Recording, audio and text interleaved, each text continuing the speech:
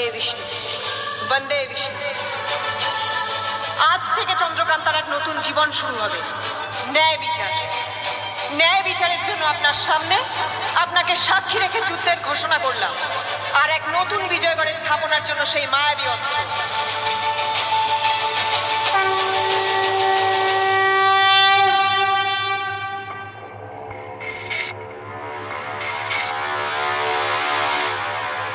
পঞ্চায়েতে আমরা সবাই এই সিদ্ধান্ত নিলাম, এই গ্রামের মানুষের সুরক্ষার জন্য আজ থেকে এই গ্রামে কোনোভাবে প্রেম করে বিয়ে করা চলবে না। আজ থেকে এই গ্রামে কোনো প্রেম করাও চলবে না, প্রেম করে বিয়ে করাও চলবে না।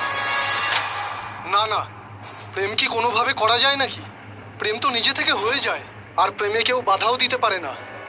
রানী রত্নপ্রভার রাজত্বকালে বসন্ত পঞ্চমীর দিন প্রেম দিবস পালন করা হতো। এখন রানী ইরাবতীরই রাজত্ব। প্রেমকে যে ঘৃণা করে সে আর কেউ নয়, ওনার নিজেরই ছেলে। এমনিতেও মহারানী প্রজাদের কথা ভাবেনি না, আর ওনার নিজের ছেলেই তো প্রজাদের শত্রু হয়ে গেছে। এখন তো ওনার কাছ থেকে সাহায্যের কোনো প্রশ্নই আসে না। রানীমার রাক্ষস ছেলে এমন 5 জন জুরিকে মেরে ফেলেছে যারা প্রেম করে বিয়ে করতে চেয়েছিল। রানীমার রাক্ষস ছেলে প্রেমের প্রতি এত ঘৃণা কেন? হ্যাঁ, ওরই দাদা ধীর ওর প্রেমিকার সঙ্গেই বিয়ে করে ওকে ঠকিয়েছে। ওর নিজে ভালোবাসা পায়নি বলে অন্য কাউকে ভালোবাসতেও দেবে না। আর এই জন্য আমরা প্রেম আর প্রেমের বিবাহতে নিষেধ জারি করেছি। ব্যাস, এটাই আমার শেষ সিদ্ধান্ত। চলো। না না, এটা হতে পারে না। কেউ কাউকে প্রেম করতে কখনো বাধা দিতে পারে না। কিন্তু আমরা রাক্ষসকে তো আটকাতে পারি। কিভাবে? যদি তোমরা আমার সাথ দাও, তাহলে ওই রাক্ষসকে আমরা অবশ্যই ধরতে পারবো। ওকে ধরার পর ওকে আমরা মেরে ফেলবো। এখন শুধু একটা কাজই করা বাকি, হয় মরো না হলে মারো। আমরা আপনার সাথে আছি।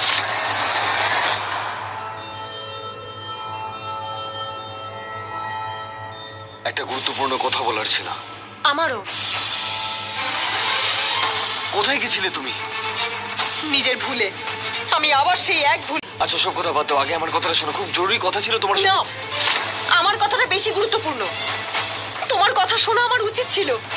আমার কথা শোনো, আমি খুব বড় ভুল করেছি। আমার কথা শুনবে তো তুমি? চন্দ্রকান্তা, আমি ওই মায়াবী অস্ত্রের ব্যাপারে জানতে পেরে গেছি। কোথায় সেই মায়াবী অস্ত্র? শিগগির বলো। চন্দ্রকান্তা, তুমি সবসময় ঠিকই বলতে। শ্রীবিষ্ণু সবসময় তোমার সঙ্গে আছেন। যখন তোমাকে পাওয়া যাচ্ছিল না, তখন আমি আর ইরাবতী তোমাকে খোঁজার জন্য জঙ্গলে গিয়েছিলাম। কিন্তু তখনই হঠাৎ মাঝরাতে ইরাবতী কোথাও বেরোলো, আর আমি ওর পিছু নিলাম।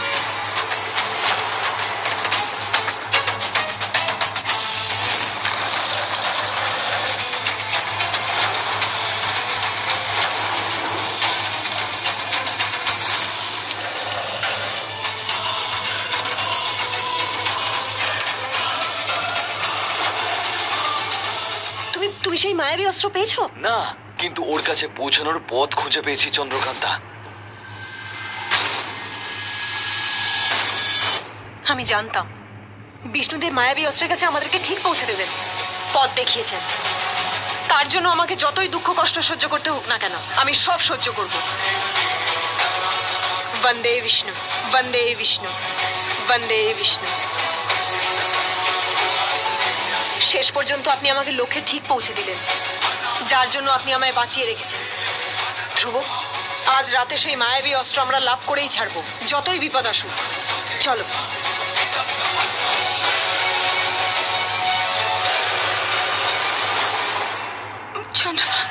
চন্দ্রকান্তা বেঁচে আছে। মুনিয়া মুনিয়া নয়, মুনিয়া চন্দ্রকান্তা। এই কথাটা ইরাবতীকে বলতে হবে।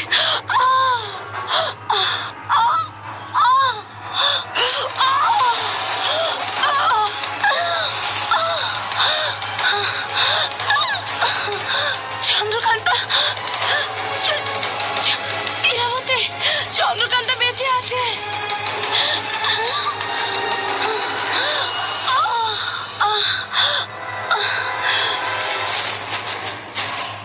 আমাকে তাড়াতাড়ি এখান থেকে বেরোতে হবে। আমাকে যত তাড়াতাড়ি সম্ভব ইরাকে খবরটা দিতে হবে। ও ফিরে এসেছে, চন্দ্রকান্তা ফিরে এসেছে। ইরাবতী,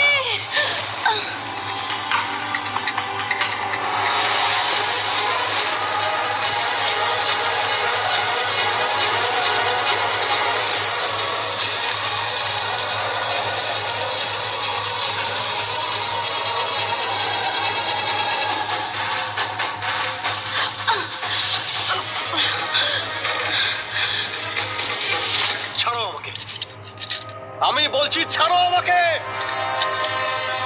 দাঁড়াও। মহারানী, ওনাকে আমরা বশ করতে পারছি না। বাঘকে শুধু বাঘিনী বশ করতে পারে, আমি ওর মা। ওকে কিভাবে বশ করতে হয় আমি খুব ভালো করে জানি। যাও তোমরা এখান থেকে। মা আমি কিছু করিনি। মা এই শিকল এটা কেন পরিয়েছো? মা এটা খুলে দাও, আমি কিচ্ছু করিনি মা। চুপ। আজ শুধু আমি প্রশ্ন করব আর উত্তর দিবি তুই।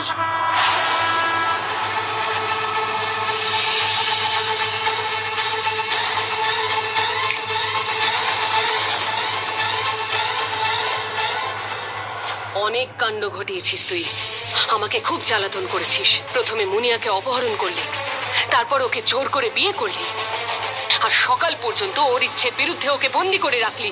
কেন ধীর, কেন? এগুলো সব মিথ্যে মা। তাহলে সত্যিটা কি বল? মুনিয়াকে আমার বিরুদ্ধে তুই কি কি বলেছিস? মা ওকে আমি কেন কিছু বলতে যাব? ও আমার কে হয় আর আমি তোমাকে ঠকাবো? তুমি আমার ভগবান, তুমি আমার সব কিছু।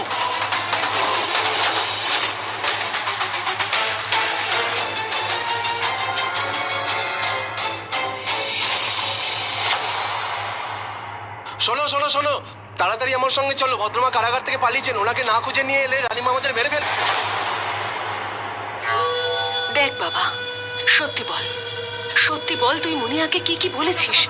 শোন, আমি খুব একা, আমি খুব ঝামেলার মধ্যে আছি, তুই আর বিপদ বাড়াস না। কিন্তু মা আমি ওকে কেন কিছু বলতে যাব?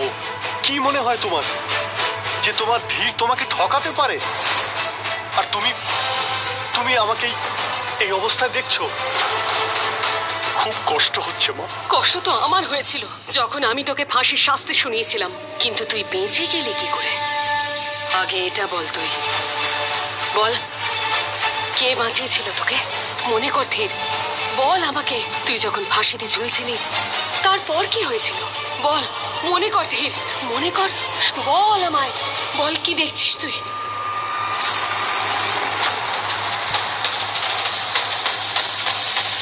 ভাব ধীর, ভাব।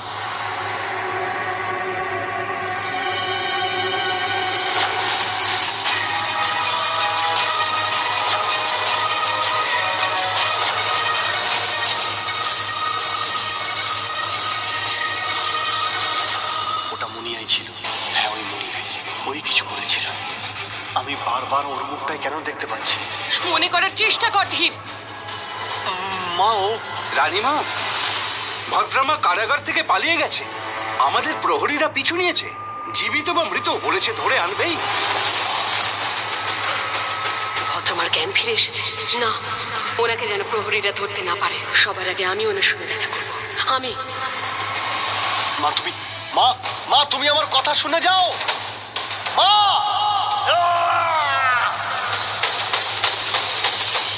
আমাকে যেতে দাও, আমার পথ ছাড়ো তোমরা। আমি তোমাদের সবাইকে মায়া বলে ভস্ম করে দেব। ভদ্রা নাম আমার, বুঝেছ?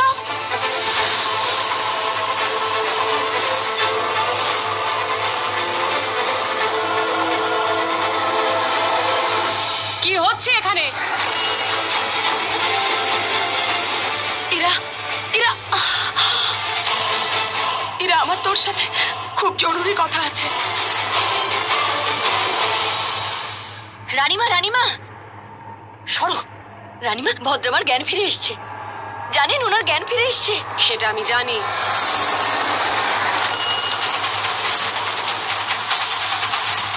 রানীমা, উনিই বলবেন মুনিয়াকান্তা সত্যিটা।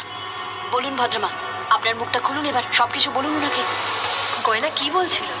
মুনিয়ার ব্যাপারে কি বলছিল রানীমাকে? একদম চুপ।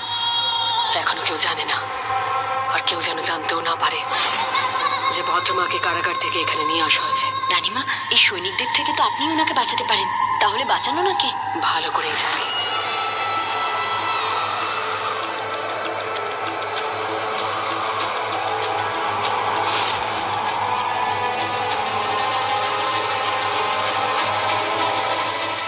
রানীমা, এই এই কালো ধু কিসের? ভদ্রমা এটা কি করছেন? ওনাকে গিয়ে বলো কোনো জাদু না করতে। আটকাও ওনাকে, গিয়ে বলো আমি ওনাকে বাঁচাবো। যাও।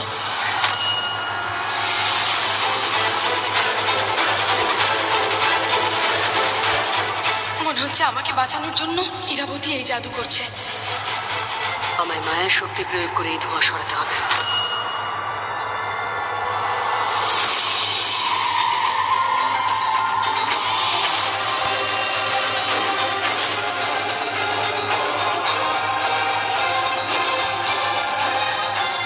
কোথায় গেল? এক্ষুনি তো এখানে ছিল। ভদ্রমা কোথায় গেল? ভদ্রমা, তাহলে এই জাদু ভদ্রমা করছিলেন উধাও হওয়ার জন্য। রানীমা, এই ভদ্রমা এসেছিলেন তো, উনি কোথায় গেলেন? রানীমা কি করব? ও খুব বিপজ্জনক, ওকে খুঁজে মেরে ফেলবো। না, এটা কি করলেন? তাহলে ইরাবতী কি কিছু লুকোচ্ছে? আচ্ছা, ভদ্রামাকে কারাগার থেকে ইরাবতী বের করেনি তো? আমি বলতে চাইছি যে ভদ্রামা যা যা গোপন কথা জানেন আমি সব কিছু জানতে চাই। আমি জানতে পেরেছি যে স্বয়ংকে উনিই রাক্ষস বানিয়েছেন। আমি জানতে চাইছি যে স্বয়ংকে কিভাবে উনি রাক্ষস বানিয়েছেন, আরও কাকে কাকে রাক্ষস বানিয়েছেন। তুমি চলো আমার সাথে, প্রহরীরা ওনাকে নিয়ে আসবে জীবিত।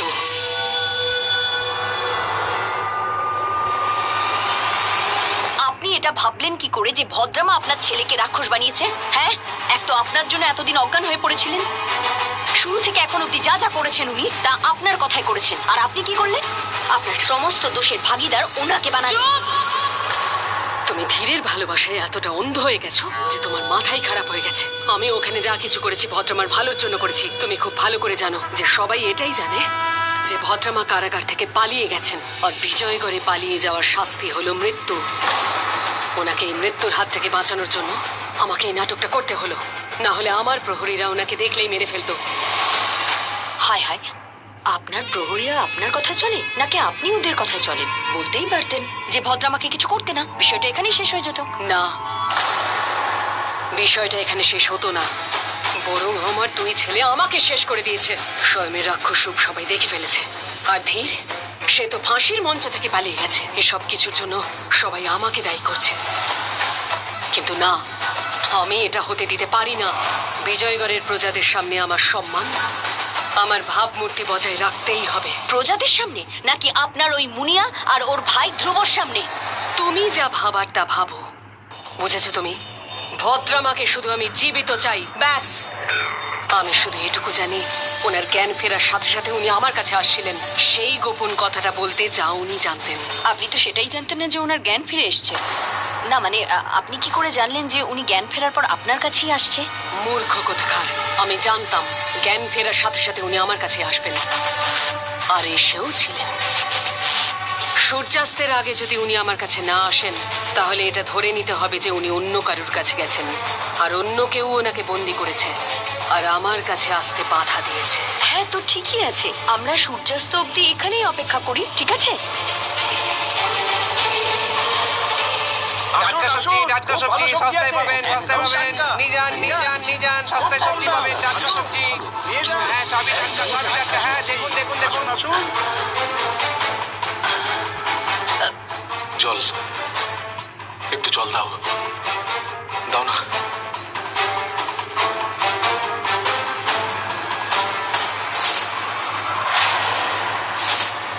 আরে এ তো রাজকুমার স্বয়ং। রাক্ষস চলে এসছে, এ অনেক গ্রামবাসীকে মেরে ফেলেছে।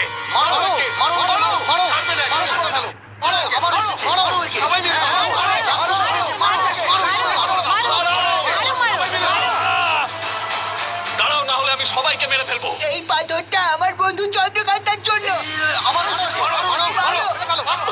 দুর্বলতার জন্য রূপ বদলাতে পারছি না, এখান থেকে পালিয়ে যাওয়াই ভালো।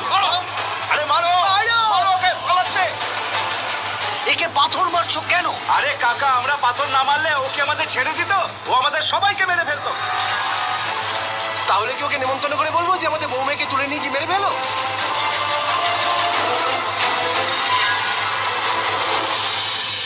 একজন ভিখারি হয়ে গেছি আমি ওই ধীরের জন্য, আর ও ওখানে আমার মুনিয়ার সঙ্গে মহলে, আর আমি এই অবস্থায়। ছাড়বো না, আমি ছাড়বো না। দেখা। ওরা দুজন কিছুতেই কথা শুনছে না। ওরা বলছে ওরা আজ রাতেই বিয়ে করবে। আরে ওরা কি মরতে চায় নাকি? যাও ওদেরকে বোঝাও ওই রাক্ষস যেমন সব জুটিকে মেরে ফেলেছে, এদেরকেও মেরে ফেলবে। আরে পঞ্চায়েত যখন সিদ্ধান্ত নিয়েই ফেলেছে যে এখানে প্রেম করে বিয়ে হবে না, তখন গ্রামে এইভাবে বিয়ে হবে না। এই বিয়ে অবশ্যই হবে।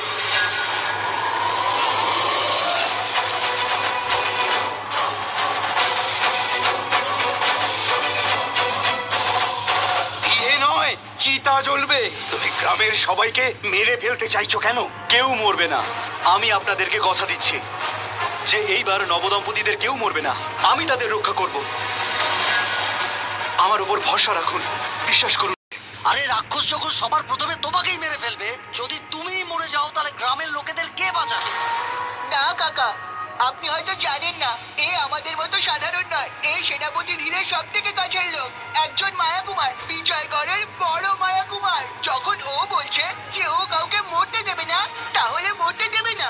ওর উপরে বিশ্বাস রাখুন। খুব ভালো করছো, আরো করো।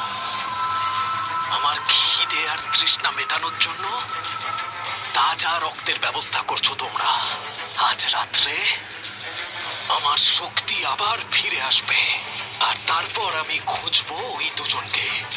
আজ মণ্ডপ সাজানো হবে, আর নববধূকেও, আর সঙ্গে ভোজও হবে।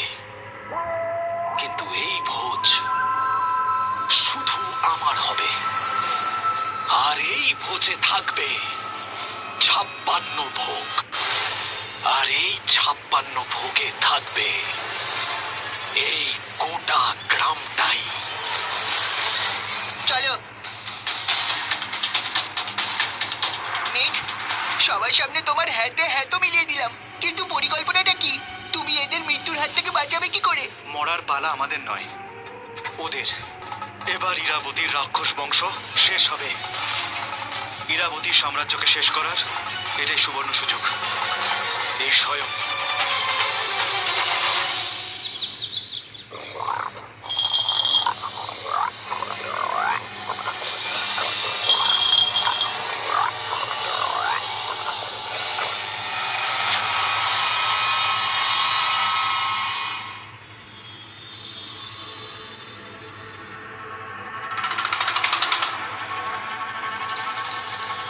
আমাকে বাইরে বের করো।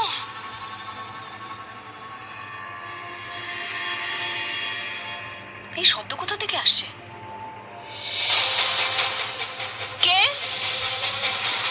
এখানে তো দেখছি কেউ নেই। বাইরে বের করো আমাকে। এই শব্দ তো বোতলের ভেতর থেকে আসছে।